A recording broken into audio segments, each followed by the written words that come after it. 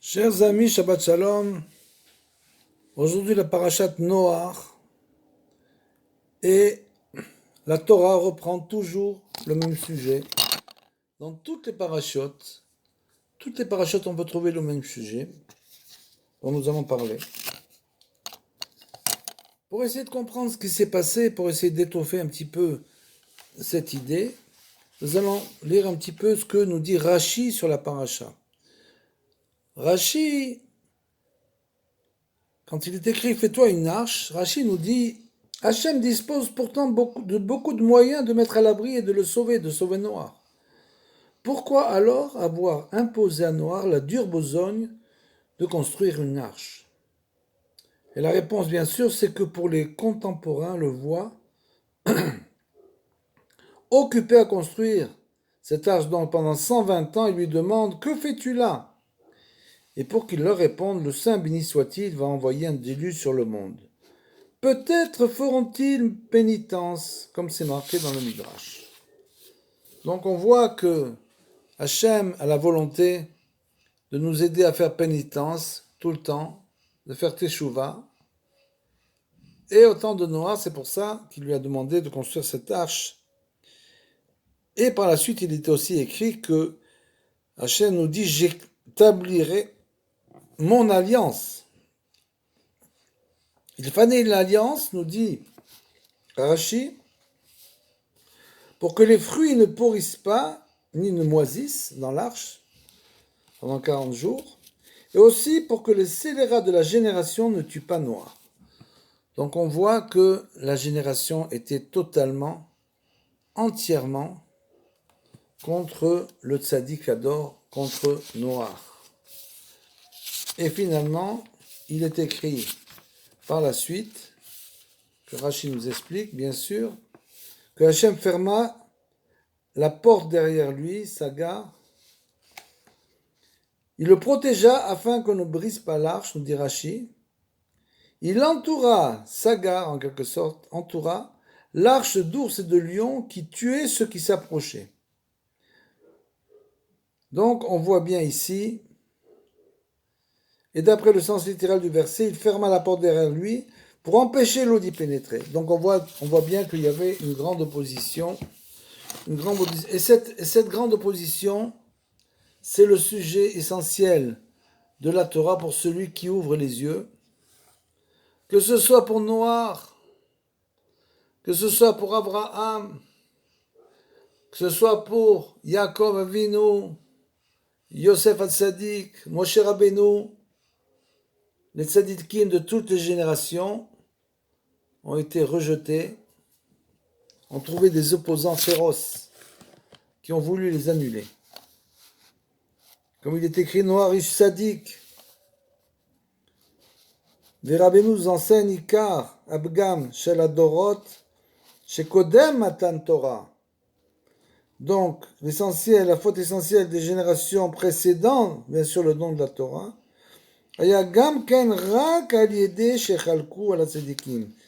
résidait uniquement dans le fait qu'ils n'ont pas pu être sauvés parce qu'ils se sont opposés aux tzadikim, bien sûr, chez Bedoroterem, chacun pour sa génération.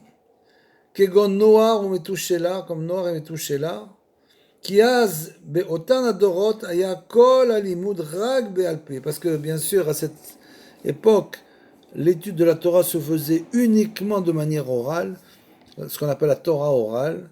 Il n'y avait rien d'écrit ou pratiquement rien. Il y avait des livres, bien sûr, mais la Torah, l'essentiel de la Torah était orale. Et donc, on était obligé d'aller chez le tzaddik pour écouter la Torah. Il fallait faire une démarche. Et c'est à ça que les gens de la génération n'ont pas du tout fait. Et au contraire, se sont opposés. On voulait faire disparaître le tzaddik. Comme dans toutes les générations, jusqu'à Moshe Rabbeinu, qui a dû faire face à des oppositions pendant toute sa vie. Et l'opposition de Moshe Rabbeinu, c'était justement qu'on ne voulait pas écouter le tzaddik Hador. On ne voulait pas écouter Moshe Rabbeinu. Kiaz Beofen Adorot Ayakol Alimud Rag Be'alpe, comme on l'a dit, l'étude ne se faisait qu'oralement, Shayolomdim Atzadikim Bebet Midrashem, bien sûr que on allait écouter l'enseignement des tzadikim dans leur maison d'études. Et Moshe Amrou Chazal, comme les sages ont enseigné, Bebet Midrasho Shel Shem Ve'ever, puisqu'à l'époque il y avait la yeshiva de Shem et Ever.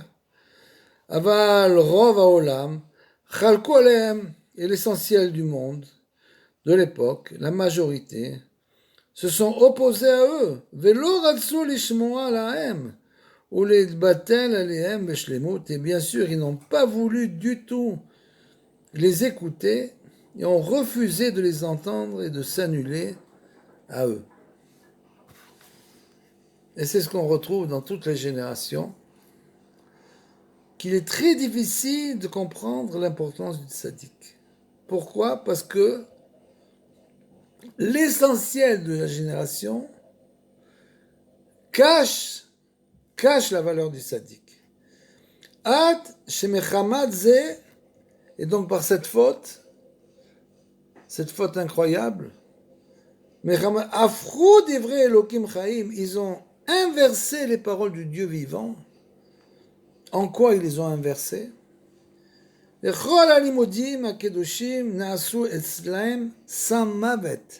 C'est-à-dire que bien sûr la Torah, on l'a dit, Rabbi Nachman l'a expliqué, contient deux manières essentielles, deux contenus, un qui s'appelle le Sam Chaim, l'élixir de vie, et l'autre le Sam Mavet, l'élixir de mort. Pourquoi?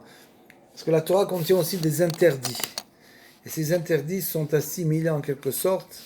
Les interdits peuvent être assimilés à un arrêt en quelque sorte de la vie qu'on appelle ça le Sam Mavet. Donc, lorsqu'on étudie la Torah, il faut toujours se mettre dans un Ruach Tov, c'est-à-dire un bon esprit d'élévation spirituelle pour être bien sûr uniquement relié au Sam Chaim, à l'élixir de vie de la Torah, et de s'attacher au véritable tzadikim, c'est le seul moyen. Ou bien comme il est écrit aussi, et les impies trébucheront. Ah, mi shenaga irat Hashem. Et seulement, néanmoins, celui qui ressentait en son cœur la crainte divine, Belibo, Aya mekabel gam az drachim yesharim metzadikim ametim, recevait même alors des chemins droits en quelque sorte, des véritables tzadikim, l'itkarev et la vidbara, pour se rapprocher de Akadosh Baruch. Donc on voit que cette faute se perpétue de génération en génération. C'est le refus d'accepter les grands tzadikim. Pourquoi? Il y a plusieurs raisons, mais une des raisons, c'est parce qu'on n'arrive pas à voir leur grandeur. Si on n'arrive pas à voir leur grandeur, il est difficile de s'attacher à eux. Donc il faut étudier leurs paroles, comprendre la profondeur de leurs paroles, et par là même réussir à s'attacher à eux. Il est écrit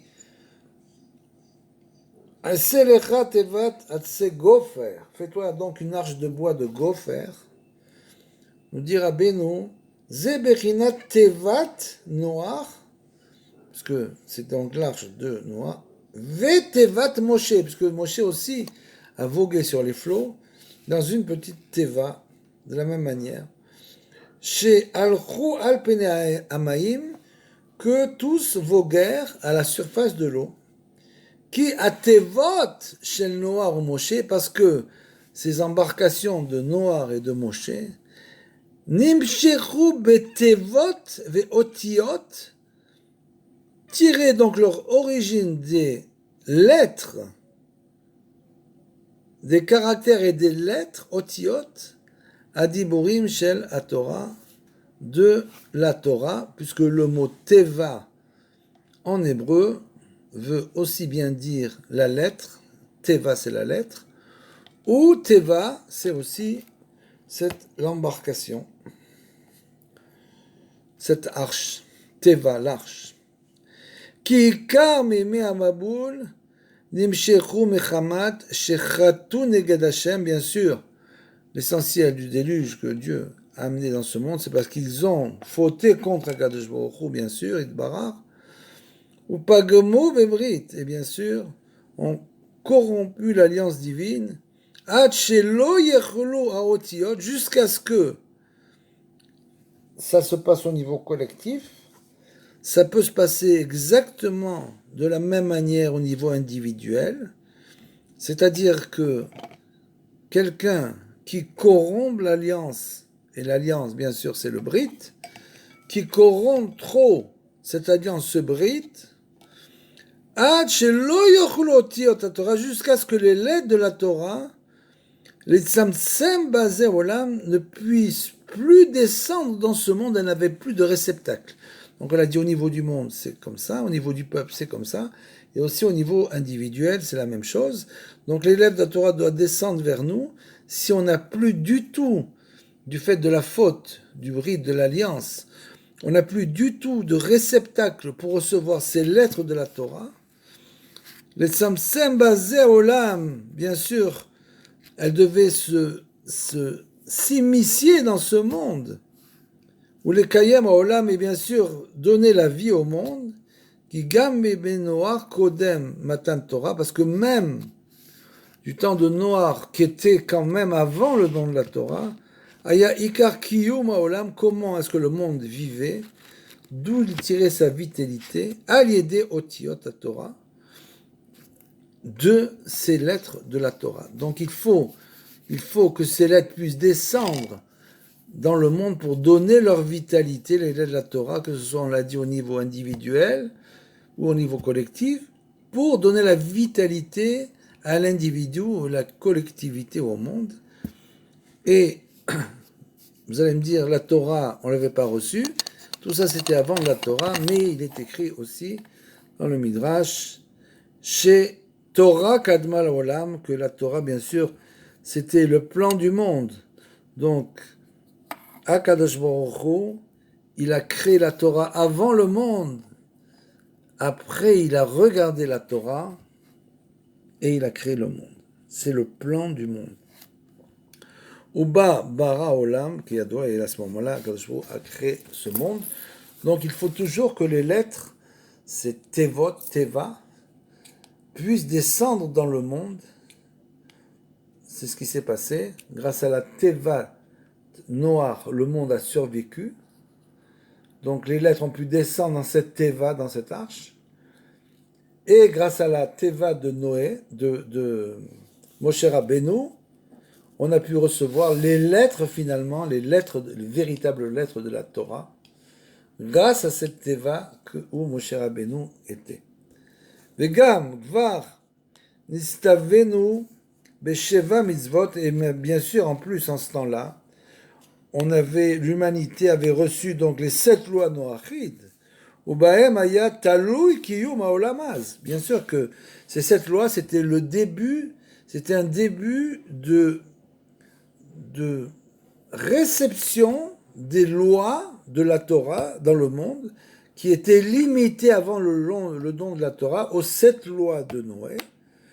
V'hem avru alem, et bien sûr, la génération les a transgressés. Et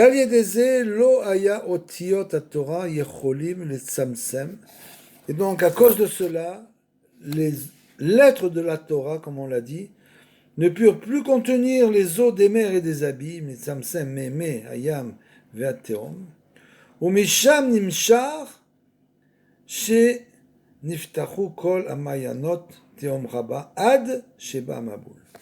Et tout cela, ça a provoqué une ébullition en quelque sorte des eaux qui ne pouvaient plus être contenues par les lettres. Ça a provoqué l'ouverture de toutes les cataractes et des grands abîmes jusqu'à ce que le déluge s'abattit sur le monde. Venoar, Shayat Sadik, Nitzol, Aliede, Ateva. Et justement, Noir, le Tzadik, a été sauvé grâce à cette arche. Shenim Shecha, Betevot, A Devorim, donc c'est provenant des lettres de la Torah, Mamash, Ayenu al yede otiyot vetevot Torah chez Zacha lekayem. C'est-à-dire que c'est par ces lettres de la Torah qu'il mérita d'accomplir donc et de pénétrer dans l'arche.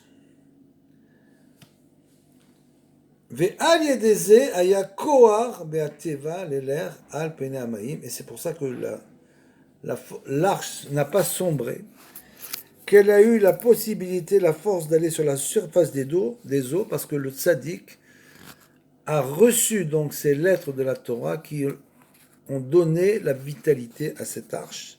Et grâce à ça, il a été sauvé lui et bien sûr sa descendance. Kayem Haolam, et le monde donc a survécu à cette époque. Et justement, cette ignan de ce sujet de Teva, un sujet très profond, pour nous dire que le tzaddik, il doit se cacher dans une arche pour sauver le monde, parce qu'il a tellement d'opposants que tous veulent le tuer, comme pour Noach, et il est donc obligé de se mettre dans une arche. C'est la même chose aussi pour Moshe Rabbeinu, qui a été sauvé grâce à cette arche qui flottait sur les eaux. Mechamat Shaya Atid Lekabel et la Torah, bien sûr, puisqu'il devait par la suite recevoir la Torah. Shehem Metzamtsemim et Meme Ayam Agadol, dont les lettres endiguent, contiennent les flots de la grande mer, c'est-à-dire, comme on l'a dit, arrivent à faire vivre le monde entier. Rak Noach lo zacha al yedei ateva shehem bechinat otiot Torah. Cependant, Noach, à l'instar de Moshe, n'a pas mérité lo zacha al yedei ateva shehem bechinat otiot Torah, qui donc correspond aux lettres de la Torah, qui im le atzil et asmo, n'a mérité que de se sauver lui-même, les Zaro et sa descendance, ou les Kiyum Haolam, et donc à partir de là, de faire revivre le monde, en quelque sorte. Aval Moshe, seulement Moshe Rabbeinu, Aval Moshe Tzil et Kol Israël, a sauvé tout le peuple d'Israël, ou Masar Otiyot Vetevot à Torah, le Chol Israël, il a transmis les lettres de la Torah il a transmise à tout le peuple d'Israël, le Chol Israël, les Dorot Olam, pour toutes les générations à venir, comme nous l'enseigne Rabbeinu. Shabbat Shalom ou Mevorah à tous.